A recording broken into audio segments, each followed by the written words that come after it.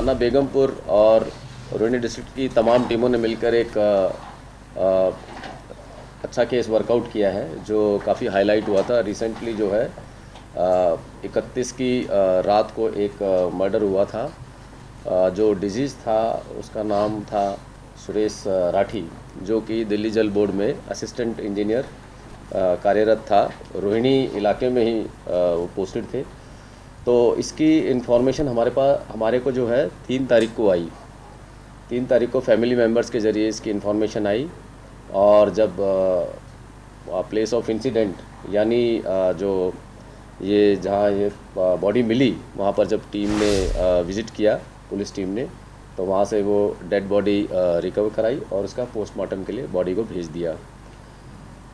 Family member से ये पता चला कि ये जो डिजीज़्ड है सुरेंद्र राठी, ये अपना ही घर है, बगल में ही इनका जो फैमिली रहती है लगभग 300-400 मीटर दूर। तो उसमें ये अक्सर यहाँ वहाँ जाते थे शाम को, और अपना उनका घर था तो अपना उनका जो है जाते थे, तो लिहाजा ये इंसिडेंट से पता चला कि उनका अपना ही घर है।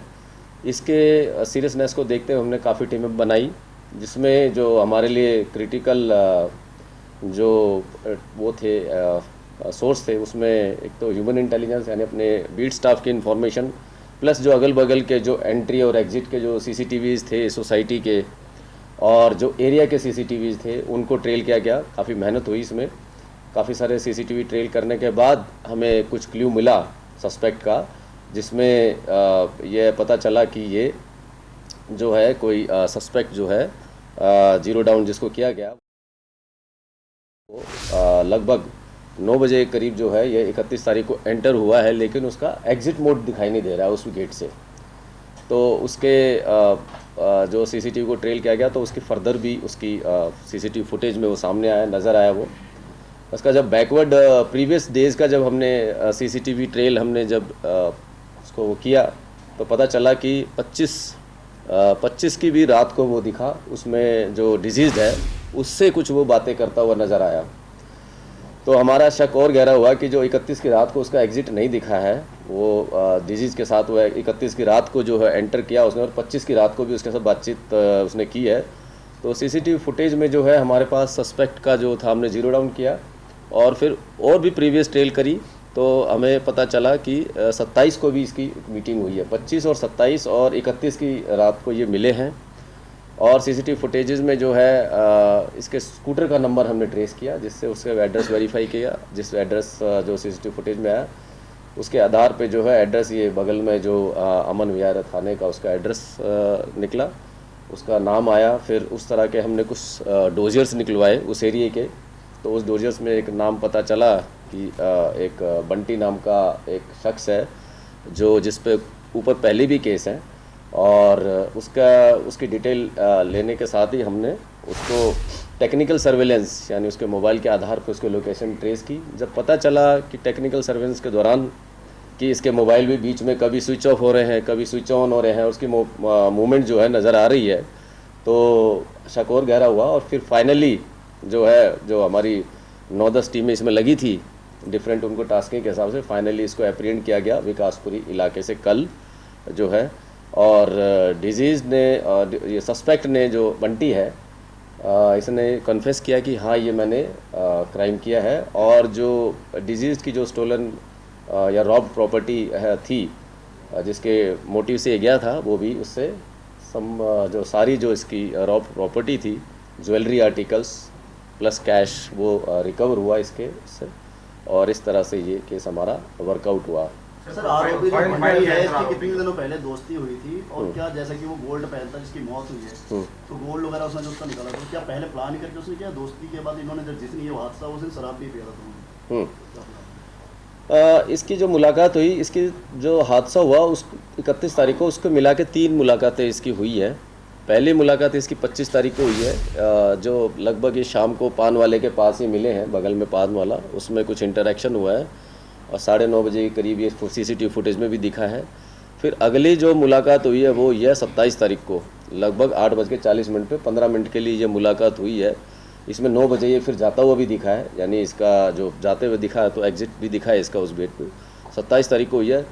और फिर जो हमारी ये जो जो नाइट थी 31 तारीख को ये इंसिडेंट हुआ, ये 31 की तीसरी मुलाकात थी, जिसमें ये लगभग 9 बजे के करीब ये पान शॉप पे दिखे, दोनों बात करते हुए काफ़ी थोड़ी देर बात हुई है। फिर ये 10:30 बजे के करीब जो है ये 9:15 बजे के करीब ये एंटर करते हुए दिखे दोनों। तो ये इसकी 3 मुलाकातों का विवरण है।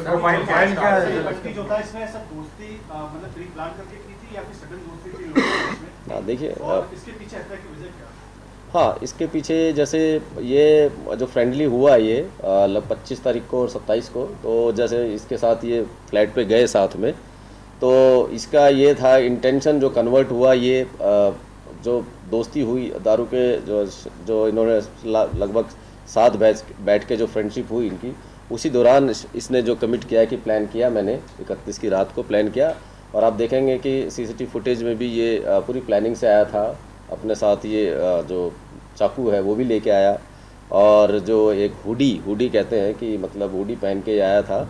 और इसका जो चाल चलन था, चलने का जो तरीका था सीसीटीवी फुटेज में, वो भी एक सस्पिशियस तरीके से इसकी मूवमेंट दिखाई दी, जिससे ये मतलब ये कह सकते हैं कि ये पूरे प्लान तरीके से आया था उस दिन, और इसको मारने के लिए और इसकी जो ज्वेलरी आर्टिकल है उसको ले जाने के लिए। प्रोफाइल क्या है सर इसका कंप्लीट?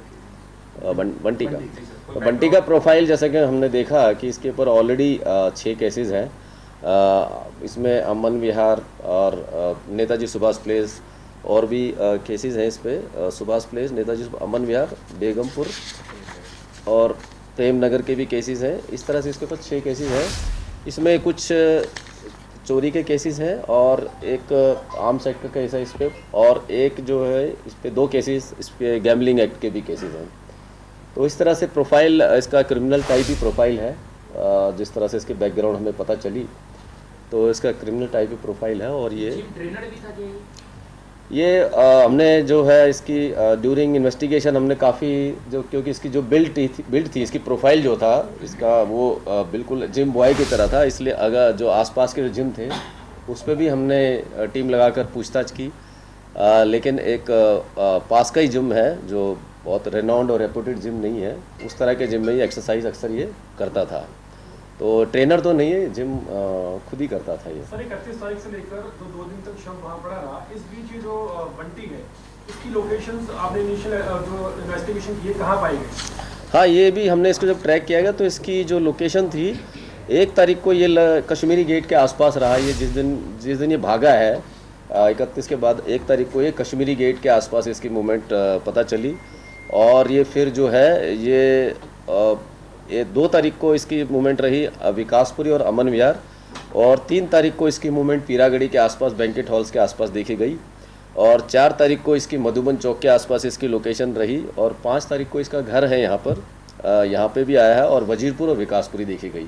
तो बीच बीच में फ़ोन भी स्विच ऑफ करता था और स्विच ऑन भी करता था, और अपने पता चला कि घर पे भी ये बातचीत करता था, क्योंकि घर तो हमने आइडेंटिफाई कर लिया था इसका, तो पता चलता था कि ये जो है घर पे बातचीत कर रहा है कि कोई पुलिस के पॉइंट ऑफ व्यू से या कोई और पूछताछ करने के लिए कोई टीम तो नहीं आई, उस तरह की ये बात पता चली है। सर, आरोपी और मृतक की दोस्ती को कितने दिन हुए थे, और क्या इसने हादसे से पहले कोई प्लान किया था इससे दोस्ती करने के लिए? इस तरह सामने इसकी दोस्ती जैसे मैंने बताया, ये इसने खुद ही बताया कि 8-10 दिन पहले ही हम मिले थे। तो इसका जो सीक्वेंस ऑफ इवेंट्स में भी हमें पता चला कि 25 तारीख, 27 तारीख और ये 31 तारीख, तो इसी दौरान इसका ये दोस्ती हुई, और इसी दौरान इसने प्लान किया इस तरह के इंसिडेंट करने का। तो इसमें कंक्लूजन में ये है कि आप किसी अनजान व्यक्ति से अगर दोस्ती करते हैं और उसको थोड़ा समझदारी से उससे दोस्ती करें, और देखें उसका प्रोफाइल क्या है। जब ये पता है कि क्रिमिनल टाइप का ये है, और जो उस तरह की अगर इस तरह से आप अकेले रह रहे हैं कि और आप 59 ईयर्स के हैं लगभग,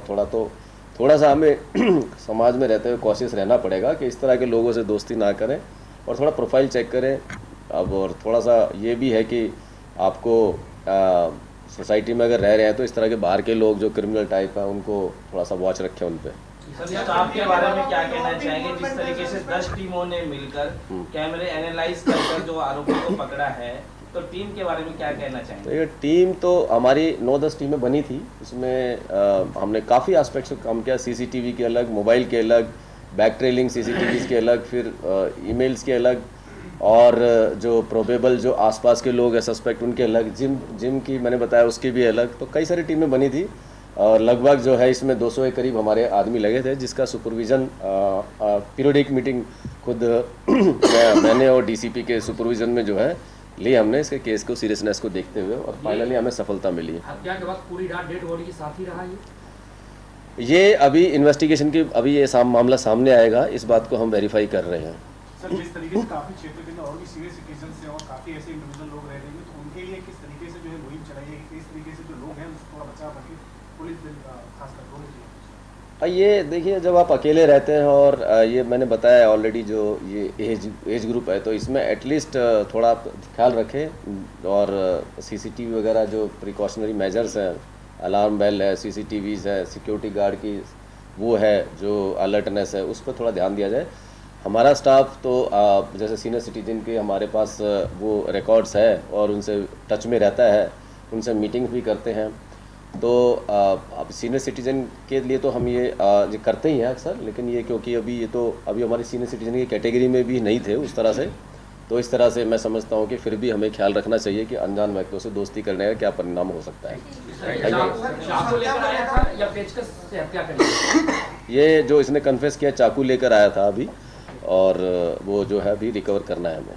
सर, इस हत्या को लेकर कुछ और भी गिरफ्तारियां संभव है? अभी फ़िलहाल तो अभी नहीं है, इन्वेस्टिगेशन का मामला है, कुछ और सामने आएगा तो हम बताएंगे ज़रूर। Thank you.